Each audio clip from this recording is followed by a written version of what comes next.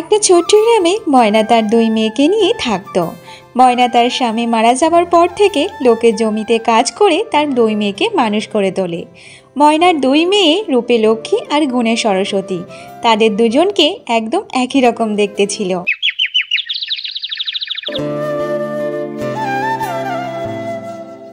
মা, আজ তুমি এখনো শুয়ে আছো? প্রত্যেক দিন তো তুমি আমাদের থেকে আগে ওঠো, তাহলে আজ তোমার কি হয়েছে?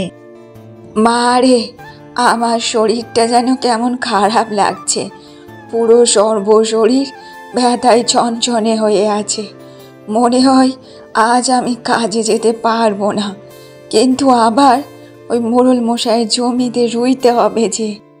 ঠিক আছে মা, আজ তোমার শরীর খারাপ, তুমি বাড়িতে একটু বিশ্রাম করো। আজ আমি তোমার জায়গায় মোড়ল মশাইয়ের জমিতে কাজ করে আসবো।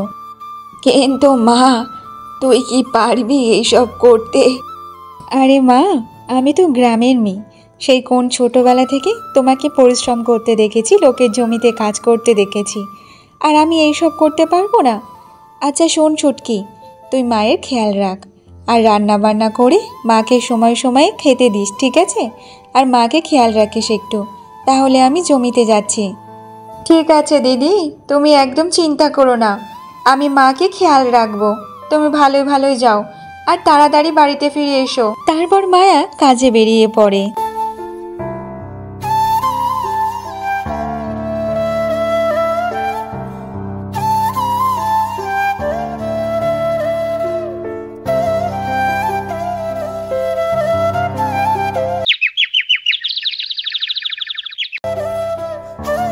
যাক বাবা, ভালোই ভালোই জমির কাজগুলো করেই ফেলেছি।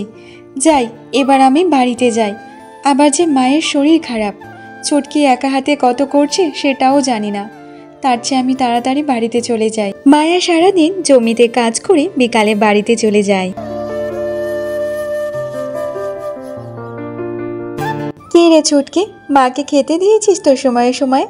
আর এখন মায়ের শরীর কেমন আছে রে বোন? হ্যাঁ দিদি, আমি মাকে সময়ে সময়ে খেতে দিয়েছি। এখন মা একটু ঘুমাচ্ছে। আর তুমি একটু হাত মুখ ধুয়ে এসো তো তাড়াতাড়ি, তোমাকে খেতে দেব। আর এখনও আমিও খাইনি, দুজন একসাথে খেয়ে নেব।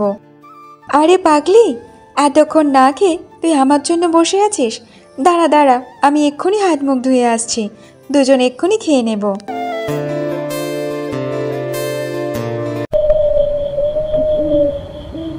হঠাৎ করে মাঝরাতে ময়নার শরীর খুব খারাপ হয়ে যায়। মা, তুমি এমন কেন করছো? তোমার কোথায় কষ্ট হচ্ছে বলো মা, কোথায় কষ্ট হচ্ছে তোমার?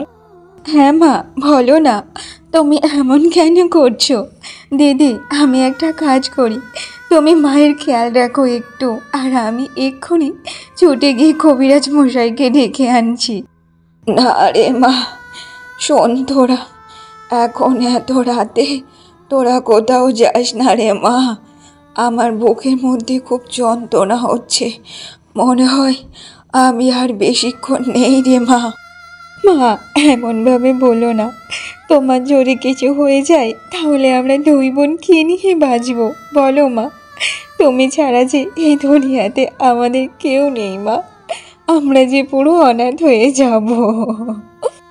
শোন তোরা, আমি তোদের জন্য কিছুই করতে পারিনি এতদিনে, তবে কিছু টাকা পয়সা আমি ওই আলমারিতে রেখে দিয়েছি রে মা, আর তোরা ওই টাকাগুলো খরচা করিস মা।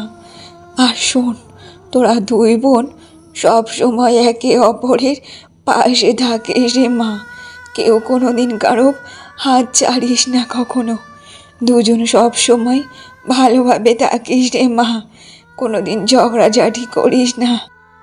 মা, তুমি এত কথা বলো না, তোমার যে বুকে অনেক কষ্ট হচ্ছে মা, তুমি শান্ত হয়ে যাও।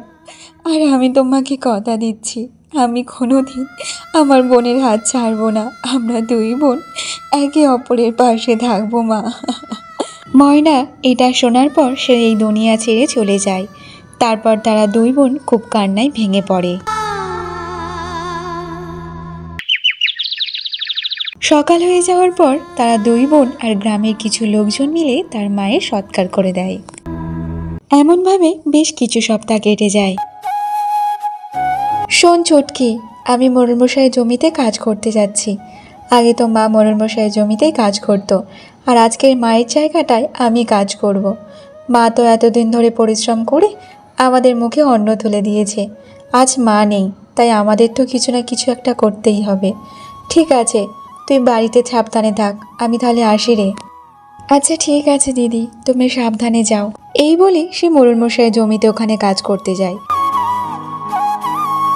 সেখানে মোড়লমশাই ছিল, আর মোড়লমশাই মায়াকে বলতে থাকে, এই মেয়ে, তুই এখানে কি করছিস? আর তুই কেন কাজে এসেছিস? মোড়লমশাই, আগে তো মা আপনার জমিতে কাজ করত, তাই মায়ের জায়গাটায় আমি কাজ করব আজ থেকে। এখানে আর কোনো কাজের জায়গা নেই। তোর মায়ের যে জায়গাটা ছিল কাজের, সেই জায়গায় অন্য একজনকে কাজে ঢুকিয়ে দিয়েছি। তাই এখানে কোনো কাজ করার মতো আর কোনো ফাঁকা জায়গা নেই। তুই চলে যা এখান থেকে। মোড়লমশাই, এমনটা করবেন না। আমার ঘরে যে একটা ছোট বোন আছে, আর আমার মা আর এই দুনিয়াতে নেই। যদি আমি এখানে কাজ না করতে পারি, তাহলে আমাকে কে কাজ দেবে বলুন না মোড়লমশাই। দয়া করে আমাকে কিছু না কিছু একটা কাজ দিয়ে দিন। একবার বললাম তো, এখানে তোর কোনো কাজ হবে না। আর বেশি যদি না শুনিস আমার কথা, তাহলে এই জমি থেকে ঘাড় ধাক্কা দিয়ে বের করে দেব। চলে যা এখান থেকে। মোড়লমশাইয়ের এমন কথা শুনে মায়া অনেক কষ্ট পায়। তারপর সে দুঃখী মনে বাড়িতে চলে আসে।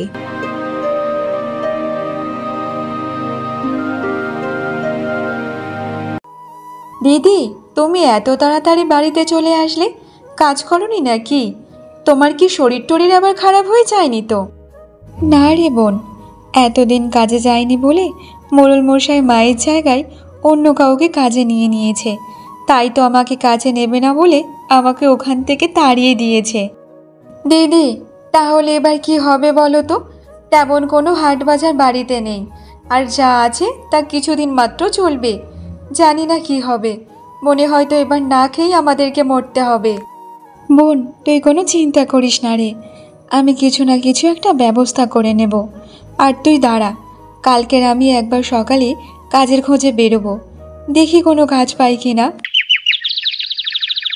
পরের দিন সকালে মায়া কাজের খোঁজে বাড়ি থেকে বেরিয়ে পড়ে। সে এদিক ওদিক কাজের জন্য দেখলেও কিন্তু সে কোথাও কাজ পায় না, তাকে কেউ কোনো কাজ দেয় না। সে নিরাশ হয়ে বাড়িতে চলে আসে। দিদি, আজ কি কোথাও কাজ খুঁজে পেলে নাকি?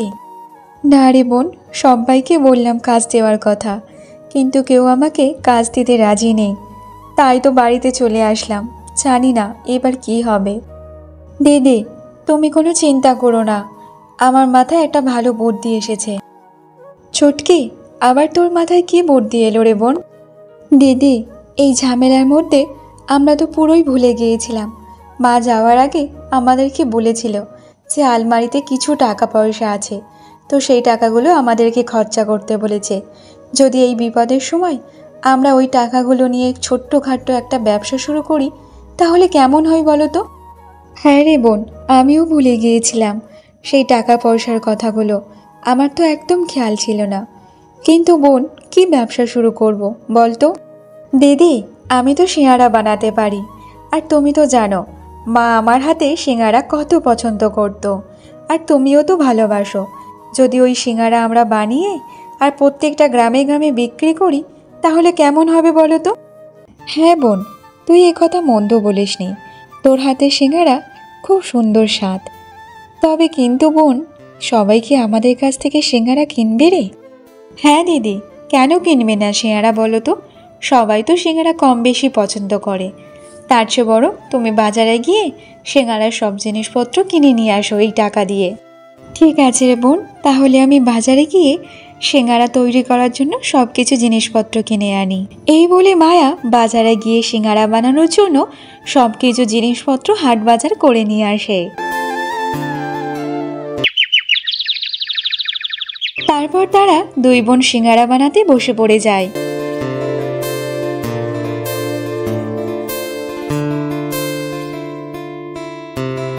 কি রে বোন, হয়েছে তোর সিঙাড়া বানানো? হ্যাঁ দিদি, আর একটু দাঁড়াও, এক্ষুনি হয়ে যাবে।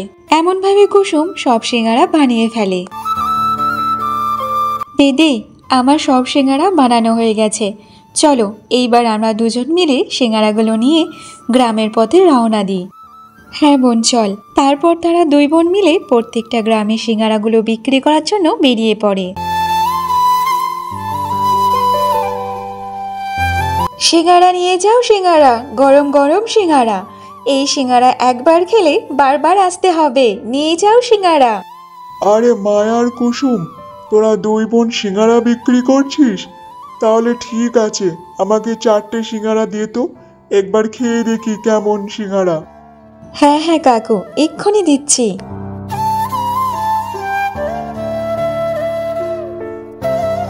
লোকটি সিঙ্গারা খেয়ে বলতে থাকে, আরে বাহ, তোদের বানানো সিঙ্গারা তো খুব সুস্বাদু। বাহ বাহ বাহ, এত সুন্দর সিঙ্গারা, আমার খেয়ে মন ভরে গেল রে। তাদের কাছ থেকে এমনভাবে কিছুজন সিঙ্গারা কিনে খায়। সিঙ্গারা নিয়ে যাও, গরম গরম সিঙ্গারা, খেলে মন ভরে যাবে, সিঙ্গারা নিয়ে যাও। তারা এমনভাবে প্রত্যেকটা গ্রামে গ্রামে গিয়ে সিঙ্গারা বিক্রি করতে থাকে। ধীরে ধীরে তাদের সব সিঙ্গারা বিক্রি হয়ে যায়। সিঙ্গারা বিক্রি করে যা রোজগার হয়েছিল তা নিয়ে তারা খুশি খুশি বাড়িতে চলে যায়।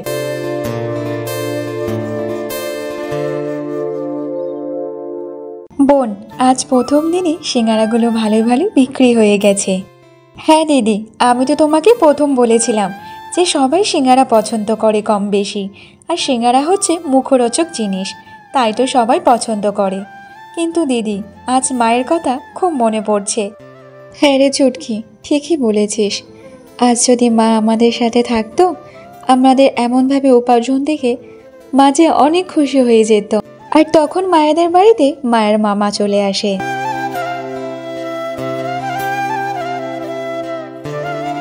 আরে মামা, তুমি বলো কেমন আছো? আর অনেকদিন পর আমাদের বাড়িতে আসলে। আরে আমি ভালো আছি রে মা। আমি বলছিলাম, আর তোরা কতদিন এখানে থাকবি বল তো? দিদি চলে গেছে অনেক দিন হলো, তোরা দুই বোন এই বাড়িতে একা থাকিস, এটা কি ভালো হয় বল মা? চল মা, আজ থেকে তোরা আমার কাছেই থাকবি, আমার চোখের সামনে। চল চল, আমার গ্রামে চল আমার সাথে। কিন্তু মামা, আমরা দুই বোন এই বাড়ি ছেড়ে কোথায় যাব বলো তো? এই বাড়িতে যে আমার মায়ের স্মৃতি জড়িয়ে আছে। হ্যাঁ মামা, তোমার সাথে ওই গ্রামে গিয়ে কি করব বলো তো? আর জানো তো মামা, আমরা এই গ্রামে গ্রামে দুই বোন মিলে একটা ব্যবসা শুরু করেছি সিঙ্গারার। তা তো খুব ভালো কথা রে। যখন তোরা সিঙ্গারা বিক্রি করছিস, তাহলে আমাদের গ্রামে চল, ওখানে অনেক লোক আছে রে, ওখানে অনেক অফিস কাচারি সব আছে। তুই ওখানে সিঙ্গারা ভালোভাবে বিক্রি করতে পারবি, ওখানে আরো বেশি বিক্রি হবে রে। তারা দুই বোন এই কথা শুনে একটু ভাবতে থাকে। তারপর তারা বলতে থাকে, মামা, তুমি তো আমাদের ভালোর জন্য বলছো, সেটা আমরা জানি।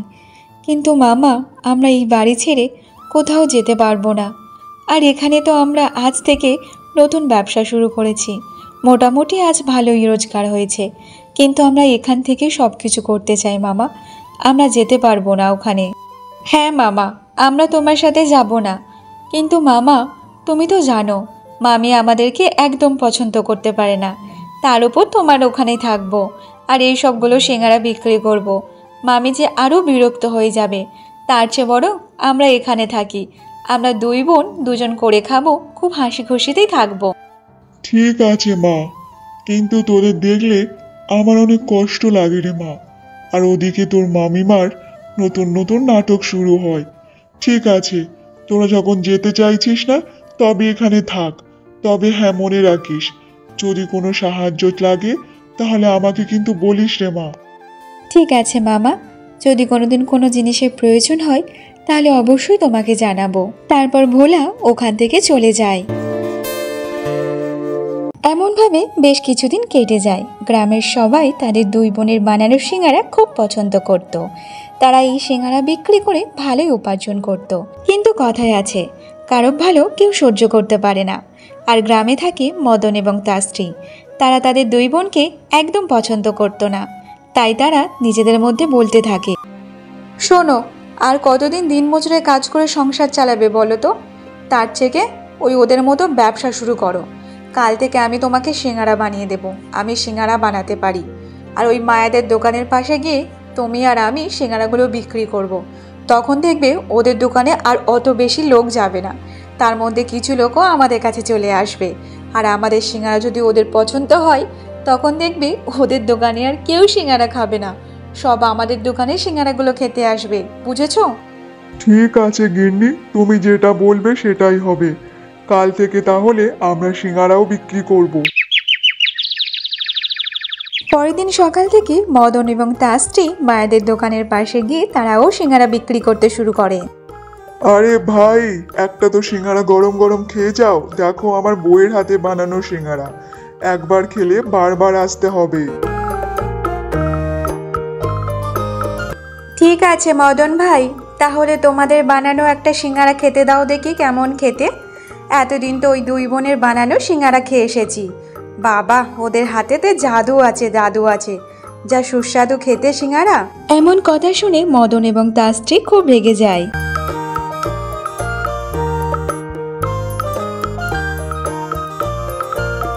ওয়াক থু, এই সিঙ্গারা কেউ খায় নাকি মানুষে? কি সিঙ্গারা বানিয়েছো, নুনে বিষ করে রেখেছো? এই সিঙ্গারা আবার বিক্রি করতে এসছো? তোমাদের দোকানে সিঙ্গারা খাবো না। এইসব বলে সেই মহিলা ওখান থেকে চলে যায়। অন্যদিকে মায়া আর কুসুমের দোকানে সিঙ্গারা খাওয়ার জন্য দোকানে ভিড় লেগে যায়। আরে মেয়ে, তোমাদের দোকানের সিঙ্গারা আমি ওই দিন নিয়ে গিয়েছিলাম, সবাই খেয়ে খুব প্রশংসা করেছে। আজকে তো আমার বৌমা বলে দিয়েছে কাজে থেকে বাড়ি ফেরার পথে তোমার দোকানে সিঙ্গারা নিয়ে যেতে। আচ্ছা কাকিমা, এটা তো খুব ভালো কথা। আমাকে 10টা সিঙ্গারা দিয়ে দাও মা। এমনভাবে তাদের সব সিঙ্গারা ভালোভাবে বিক্রি হতে থাকে। এই সব কিছু দেখে মদন এবং তার স্ত্রী খুব রেগে যায়। দেখেছো গিন্নি, কেউ আমাদের দোকানে সিঙ্গারা খেলো না, সবাই চলে গেল ওদের দোকানে। ভালো লাগে না আর। কি যে সিঙ্গারা বানিয়েছো তুমি, তা কে জানে। আরে, আমি তো ঠিকই বানিয়েছি, কিন্তু কোথায় থেকে কি হয়ে গেল সেটাই তো বুঝতে পারছি না। এর চেয়ে ভালো আমি দিনমজুরের কাজ করে নিতাম, তার থেকে অনেক ভালো। এমনভাবে তো লোকের কথা শুনতে হতো না। আরে, তুমি এত চিন্তা করো না তো, যা হবে আজ রাতেই হবে। চলো এখন বাড়িতে চলো। এইসব বলে মদন এবং তার স্ত্রী বাড়িতে চলে যায়।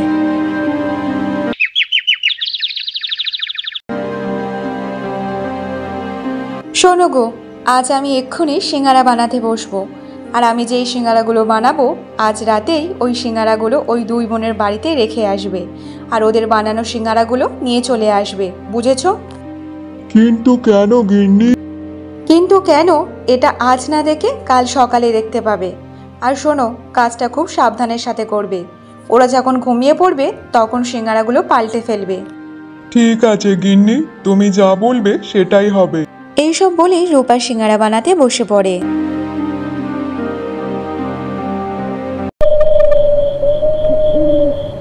এরপর যখন রাত হয়ে যায় তখন মদন সেই তাদের বানানো সিঙ্গারা নিয়ে মায়াদের বাড়িতে পৌঁছে যায়।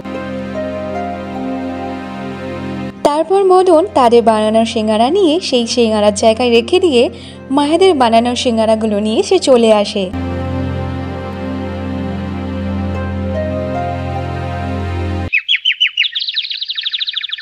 সবসময়ের মতো পরের দিন সকালে দুই বোন তারা সিঙ্গারা নিয়ে আবার বিক্রি করার জন্য বেরিয়ে পড়ে। সবাই যখন তাদের দোকানে সিঙ্গারা খেতে আসে, সেই সিঙ্গারা খেয়ে সবাই বলতে থাকে, আরে এ কি সিঙ্গারা বানিয়েছো? এই সিঙ্গারা তো ঝালের বিষ, এই খেলে তো আমাদের শরীর খারাপ করবে। তাহলে কি তোমরা আমাদেরকে মারতে চাও নাকি এই সিঙ্গারা খাইয়ে? হ্যাঁ হ্যাঁ, এ কি সিঙ্গারা বানিয়েছো? এই সব সিঙ্গারাগুলো তো ঝালে বিষ হয়ে আছে। সবাই তোমাদেরকে একটু সিঙ্গারাতে সুনাম করে বলে তাই জন্য তোমরা কি পেয়ে বসেছো নাকি? তোমাদেরকে এখানে আর সিঙ্গারা বিক্রি করতে দেয়া যাবে না, চলে যাও এখান থেকে। আর যদি পরের বার থেকে আবার দেখি তোমরা এখানে সিঙ্গারা বিক্রি করেছো, তাহলে এই গ্রাম থেকে তোমাদেরকে তাড়িয়ে দেওয়া হবে। এইসব কথা শুনে তারা দুই বোন অবাক হয়ে যায়, কারণ তারা বুঝতে পারছিল না যে তাদের সিঙ্গারাতে এত ঝাল কিভাবে এলো।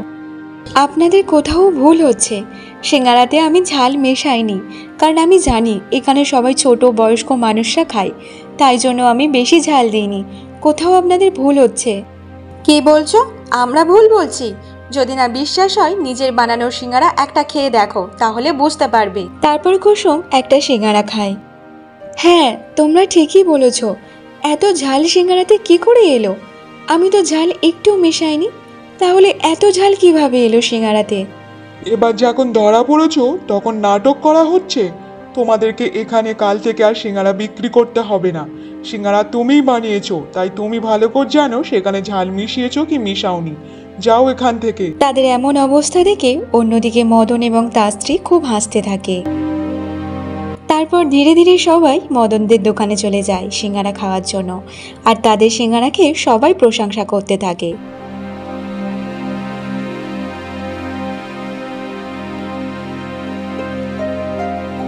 দিদি, জানো তো, আমি যখন সিঙ্গারা বানিয়েছিলাম তখন কিন্তু আমি ঝাল মেশাইনি। তাহলে সিঙ্গারাতে এত ঝাল কিভাবে এলো? বোন, আমার মনে হয় তুই ভুল করে হয়তো মিশিয়ে দিয়েছিস। একবার মনে করে দেখ বোন। না দিদি, আমার মনে আছে আমি সিঙ্গারাতে ঝাল মেশাইনি। তবে দিদি দাঁড়াও, আমি যখন সিঙ্গারা বানিয়েছিলাম তখন 4টে সিঙ্গারা আমাদের দুজনের জন্য রেখে দিয়েছিলাম। দাঁড়াও, ওই সিঙ্গারা 4টে নিয়ে আসি, তাহলে ওটা খেলেই বুঝতে পারবো যে আমাদের সিঙ্গারাতে ঝাল মেশানো হয়েছে কি হয়নি। তারপর কুসুম আলাদা করে রাখা সিঙ্গারা 4টে নিয়ে আসে। তারপর তারা খেয়ে বুঝতে পারে। বোন, এই 4টে সিঙ্গারাতেও একদম ঝাল নেই। তাহলে অতগুলো সিঙ্গারাইতে কিভাবে ঝাল এলো? দিদি, আমার মনে হয় কেউ এটা ইচ্ছা করে করেছে আমাদেরকে বিপদে ফেলার জন্য। তবে তুমি চিন্তা করো না, আজ রাতেই আসল চোরকে ধরেই ফেলবো আমরা। আর এক্ষুনি আমি সিঙ্গারা বানাতে যাচ্ছি। শোনো, আজ রাতে আমি তোমার সাথে যাব। ওই মায়েদের বাড়ি থেকে ওদের বানানো সিঙ্গারাগুলো নিয়ে চুরি করে নিয়ে আসবো। গিন্নি, তোমার মাথায় তো খুব বুদ্ধি আছে। তুমি অনেক কায়দা করে ওদের ব্যবসা লাটে তুলে দিলে। এরপর রাত হয়ে যাওয়ার পর মদন এবং তার স্ত্রী মায়াদের বাড়িতে যায় তাদের বানানো সিঙ্গারা চুরি করার জন্য। এরপর তারা যখন সিঙ্গারাগুলো চুরি করতে যাবে ঠিক তখনই তারা দুই বোন চিৎকার করতে থাকে, আরে চোর এসেছে, চোর চোর, কে কোথায় আছো, তাড়াতাড়ি এসো, আমাদের বাড়িতে চোর এসেছে। আর তাদের চিৎকারে গ্রামের সবাই জড়ো হয়ে যায় একসাথে। এই, তোদের আবার কি হলো রে? মাঝরাতে চোর চোর করে চিৎকার করছিস? তা চোরটা কোথায় এলো সেটা তো বল। কাকু, চোর তোমাদের সামনে আছে, তোমরা ভালো করে দেখো। তা মদন দাদা, আমি বলবো সব কিছু নাকি তুমিই বলবে বলো? এই কুসুম, তুই এইসব কি বলছিস রে? আমরা কি করেছি যে আমরা আবার কি বলবো বলতো? ঠিক আছে বৌদি, তোমরা যখন মানবে না, কাল সকালে পুলিশ ডাকা হবে, তাহলে তারাই বলে দেবে যে কে আসল চোর আর কে দোষী। না না, তোমরা পুলিশ ডেকো না, আমাদেরকে ক্ষমা করে দাও। আমরা যে অনেক বড় ভুল করে ফেলেছি। আমরা লোভের বশে পড়ে এত বড় একটা কাণ্ড ঘটিয়ে ফেলেছি। কালকে তুমি যে সিঙ্গারাগুলো বিক্রি করেছিলে সেই সিঙ্গারাগুলো আমার বানানো সিঙ্গারা ছিল, আর তাতে আমি অনেক লঙ্কার গুঁড়ো ঝাল মিশিয়ে দিয়েছিলাম, তাই সিঙ্গারাগুলো অতটাই। আর আমার বরকে পাঠিয়েছিলাম তোমাদের বাড়িতে রাতে তোমাদের বানানো সিঙ্গারাগুলো নিয়ে চলে যাওয়ার জন্য। সেখানেই অদল বদল করে নিয়ে এসেছিলাম। তোমরা সবাই আমাদেরকে ক্ষমা করে দাও। আর কোনোদিন আমরা এই ভুল কাজ করব না। আমাদের আর একটা সুযোগ দাও। আমরা লোভের বশে পড়ে অনেক বড় অন্যায় করে ফেলেছি। আমাদেরকে পুলিশে দিও না। গ্রামবাসীরা তারপর সব সত্যিটা জানতে পারে। জানার পর তারপরে কুসুম এবং মায়া বলতে থাকে, আমি সবার কাছে অনুরোধ করছি, দেখো মদন দাদা আর বৌদি একটা ভুল কাজ করে ফেলেছে, তাদের তো একটা সুযোগ দেওয়াই উচিত। তোমরা সবাই ওদেরকে ক্ষমা করে দাও, ক্ষমা করে একটা সুযোগ অন্তত দাও। তারপর গ্রামের সবাই সব আলোচনা করার পর তাদেরকে একটা সুযোগ দেয়। ধন্যবাদ বোন, তোমাদেরকে অনেক অনেক ধন্যবাদ। আজকেকার পর থেকে আমরা কোনোদিন আর লোভ হিংসা করব না, সব সময় সৎ পথে ইনকাম করে খাবো।